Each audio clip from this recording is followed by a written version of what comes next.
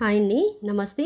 Welcome to Honey's kitchen and creations. ఈరోజు నేను ఒక 2 కేజీల కారానికి ఏ సామాన్లు పడతాయి, ఎంత క్వాంటిటీ పడుతుందో నేను మీకు ఈరోజు చూపిస్తాను. మనం ఈజీగా ఇంట్లోనే ప్రిపేర్ చేసుకోవచ్చు. దీనికోసం ముందుగా ఇప్పుడు నేను చెప్పే ఐటమ్స్ అన్నీ కూడా ఒకసారి ఎండలో ఎండబెట్టుకొని ఫ్రై చేసుకుంటే ఎక్కువ రోజులు పాడవకుండా ఉంటుందండి కారం అనేది. సో ముందుగా ఒక 200 గ్రాముల ఆవాల్ని స్టవ్ని మీడియం ఫ్లేమ్లో పెట్టుకొని ఫ్రై చేసుకోవాలి. ఒక 3 మినిట్స్ చేసుకుంటే సరిపోతుందండి. ఇప్పుడు 200 గ్రాములు జీలకర్ర, నేను చెప్పే క్వాంటిటీ అన్నీ కూడా 2 కేజీలకండి కారంకి. 2 కేజీల మిరపకాయలకి సరిపడే సామాన్లు నేను చెప్తున్నాను. అలాగే 200 గ్రాములు జీలకర్ర ఫ్రై చేసుకొని తీసుకోవాలి.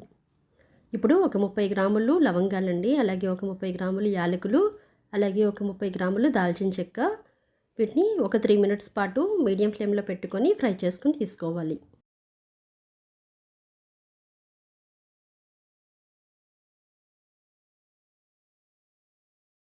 అలాగే ఒక 2 టేబుల్ స్పూన్లు మెంతులండి. మెంతులు అనేవి ఎక్కువ తీసుకోకూడదు, ఒక 2 టేబుల్ స్పూన్లు అయితే సరిపోతుంది.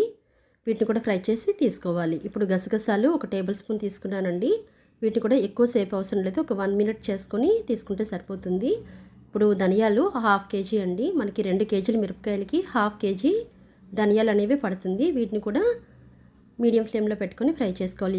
ఈ ఐటమ్స్ అన్నీ కూడా ఒకసారి ఎండలో ఎండబెట్టుకొని ఒక 1 అవర్ ఎండబెట్టుకొని ఇలా ఫ్రై చేసుకొని తీసుకుంటే మనకి కారం అనేది ఎక్కువ రోజులు నిల్వ ఉంటుందండి. అలాగే మిరపకాయలను కూడా ఎండబెట్టుకోవాలి. ఇప్పుడు వీటిని ధనియాలు బాగా ఫ్రై అయిపోయండి. ఒక 3 మినిట్స్ పాటు ఒక మీడియం ఫ్లేమ్లో పెట్టుకొని ఫ్రై చేసి తీసుకోవాలి. ఇప్పుడు ఇవన్నీ కూడా యాడ్ చేసుకోవాలండి, ఒక క్యాన్లో యాడ్ చేసుకోవాలి. మనం మిల్లు పట్టిస్తున్నాం, నేను ఇంట్లో మిక్సీ పట్టట్లేదండి, ఎందుకంటే మిరపకాయలు అనేది ఎక్కువ క్వాంటిటీ కదా, ఒక 2 కేజీలు కాబట్టి నేను బయట మిల్లులో పట్టిస్తున్నాను. సో మీరు కూడా ఇవే క్వాంటిటీతో 2 కేజీలు సరిపడా సామాన్లు ఇవే కొలతలతో తీసుకుంటే కారం అనేది చాలా బాగుంటుందండి. మసాలా కారం ఎక్కువ రోజులు నిల్వ ఉంటుంది. అలాగే ఒక 400 గ్రాములు పసుపు కొమ్ములండి. వీటిని దంచి తీసుకోవాలి, ఎండబెట్టుకొని దంచి తీసుకోవాలి. ఎక్కువ అవసరం లేదంటే ఒక 400 గ్రాములు చాలు. 2 కేజీల మిరపకాయలకి 400 గ్రాములు పసుపు కొమ్ములు అయితే సరిపోతుంది. ఇలాగే ఎండుమిర్చిని ఇవి బాగా ఎండబెట్టుకోవాలండి. ఒక 3-4 గంటలు ఎండలో ఎండబెట్టుకుంటే కారం అనేది బాగా పౌడర్ లాగా వస్తుంది. చూస్తున్నారు కదా, ఇలా ఎండబెట్టుకున్నప్పుడు మనకి ఇలా సౌండ్ రావాలి. మిరపకాయలు అనేది మనం చెదిపితే సౌండ్ రావాలి, అలాగే ఎండబెట్టుకోవాలి. ఒక 3-4 గంటలు మంచి ఎండలో ఎండబెట్టుకొని తీసుకోవాలి. ఇవి కాడలు అనేవి చిన్నవి ఉన్నా పర్వాలేదండి, తీయక్కర్లేదు. అది పొడవుగా ఉందంటే వాటిని కట్ చేసుకోండి. 2 కేజీల మిరపకాయలండి ఇవి. వీటిని మిల్లు పట్టించిన తర్వాత మీకు చూపిస్తానండి.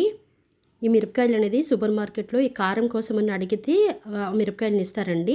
నార్మల్గా అంటే ఘాటు ఎక్కువగా ఉన్నవైతే ఈ కారంకి అనేది బాగుంటుందన్నమాట. చూసారు కదా, ఇప్పుడు కారం మిల్లు పట్టించిన తర్వాత మీకు చూపిస్తున్నాను. ఎంత రెడ్ కలర్లో ఉందో. ఇది ఎక్కువ రోజులు కూడా నిల్వ ఉంటుందండి.